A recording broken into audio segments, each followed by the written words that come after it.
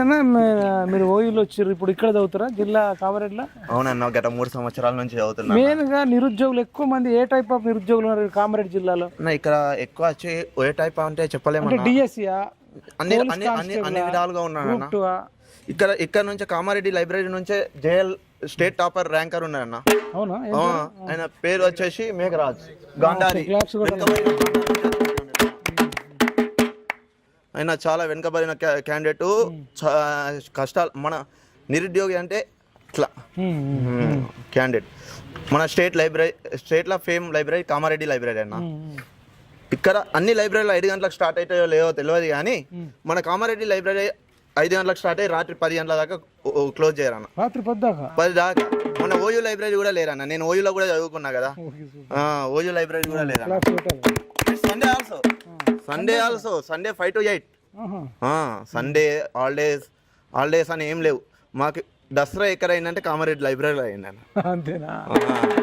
అంత కష్టపడి చదువుతున్నాము, కష్టపడి బీఆర్ఎస్ ప్రభుత్వానికి గులగొట్టినాము. కాంగ్రెస్ గవర్నమెంట్ మేము అందరం కాంగ్రెస్కి వేసినామన్న. అంటే ఇగో ఇక్కడ కాంగ్రెస్ అని చూడలేమన్నా, స్కీమ్లని చూడలేము. 6 గ్యారెంటీలు 420 గ్యారెంటీలు అని మాకు ముఖ్యం కాలేదు.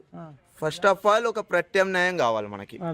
ప్రత్యామ్నాయం అంటే మనకి నియంత పోయి కన్నుల కన్ను గుడ్డి మెల్ల, ఫస్ట్ గుడ్డి కన్ను తీసేసి మెల్ల కన్నుతోని సూపు చూస్తాం కదా, అట్లా ఆ మెల్ల కన్నుతోని సంసారం చేద్దామని సార్ని గెలిపించుకున్నాం.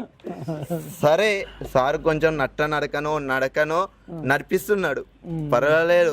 కానీ ఇంకా కొంచెం జాబ్ క్యాలెండర్ ఉంది కదన్న, దాని మీద బాగా ఫోకస్ చేస్తే బాగుంటుందని మా నిరుద్యోగుల తరపున.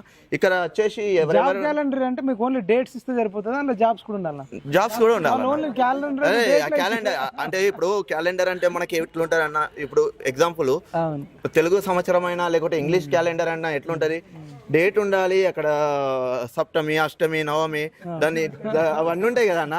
మరి మాకు కూడా ఇట్లా ఉంటే బాగుంటది కదా. అంటే 1 year నుంచి చూస్తారు కదా, 14 నెలల నుంచి నమ్మకం ఉందా వీళ్ళు అట్లా చర్యలు ఉంటాయని? ఇప్పుడు ఎమ్మెల్సీ ఎన్నికల్లో నరేందర్ రెడ్డి అనే వ్యక్తికి టికెట్ ఇచ్చారు, ఆయనను గెలిపియండి, మీరు ఏదనుకుంటే అది ఇస్తామంటున్నారు.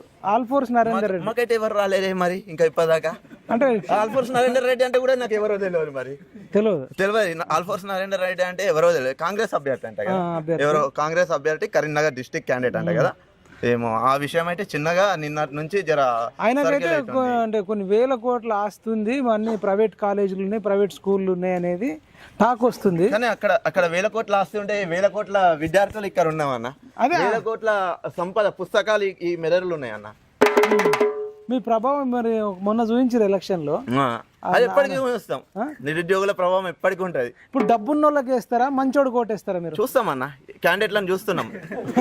నరేందర్ రెడ్డిని చూసినాం, చిన్నమైన అంజిరెడ్డిని చూసినాం, మా కోసం రాజీనామా చేసిన ప్రసన్న హరికృష్ణ సార్ని చూసినాం, గంగాధర్ సార్ని చూసినాం, డిఎస్పీ గంగాధర్ సార్ ఇప్పుడు కాంగ్రెస్ లోకి పోయింది అంటున్నారు, అది నిజమేనా? ఏమో ఇంకా మాకు అంత రాలేదు, కానీ ఇండిపెండెంట్ అభ్యర్థి అని అంటుండ్రు కదా. ఇప్పుడు మీకు టైం వచ్చింది అబ్బా, ఇన్ని రోజులు ఏమో మనం అడుక్కున్నాం, అరే బాబు మాకు ఇది ఇవ్వండి అది ఇవ్వండి అని. ఇప్పుడు వాళ్ళు ఓట్లు అడుక్కోవడానికి వస్తారు. మరి ఇప్పుడు మీరు డబ్బు మూటలతోని మంచికి 5,000 ఇస్తాము, నిరుద్యోగులను ఈజీగా కొనవచ్చు అంటున్నారు. మమ్మల్ని కొనలేరా? కేసీఆర్ కొనలేదు, 100 కోట్లు పెట్టి ఎమ్మెల్యేని కొన్నారు కానీ విద్యార్థులను కొన్నారా అన్న కేసీఆర్? 100 కోట్లు పెట్టి విద్యార్థులు అందరిని ఎమ్మెల్యేలను మినిస్టర్లను కొన్నారన్న. కానీ మనల్ని కొనేటంటే రాజకీయ నాయకులను కొనేటోడు ఉన్నారు, కానీ విద్యార్థులని, నిరుద్యోగులని, ఉద్యోగస్తులను ఎవరు కొనలేరన్న ఇప్పటికైతే. మీరు చూడండి, మీకు తెలిసిన కాడికి అందరు రాజకీయ నాయకులతోని విద్యార్థులు మోసపోయింది, కానీ విద్యార్థులతో రాజకీయ నాయకులు ఎప్పుడు మోసపోలేరన్న. లబ్ధి పొందాం, మనమేం లబ్ధి పొందలేం, వాళ్ళే లబ్ధి పొందుతుండ్రు. ఇప్పుడు మరి మీకు నిరుద్యోగ వృత్తి లాంటిది ఇస్తే బాగుంటుంది. మాకు నిరుద్యోగ వృత్తి ఇస్తే బాగుంటది, కానీ నిరుద్యోగ వృత్తి కన్నా మాకేందంటే మాకు అల్టిమేట్ మాకు గోల్స్ కావాలన్న. ఏంటంటే అందరికి జాబ్లు ఇవ్వలేం కదా, జాబ్లు అన్న.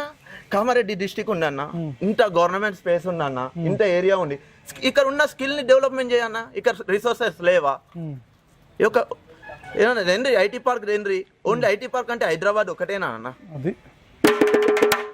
జిల్లాలలో కూడా చిన్న చిన్న ఎంఎస్ఎంఈ కానీ చిన్న చిన్న కుటీర పరిశ్రమలు కానీ తెచ్చి పెడితే ఇక్కడ ఉన్న వాళ్ళు మిస్ అయిన వాళ్ళు అరే నాతో కాలేదు ఇక నేను ఇక పెళ్లి చేసుకున్నా ఇద్దరు బాగుపడతామని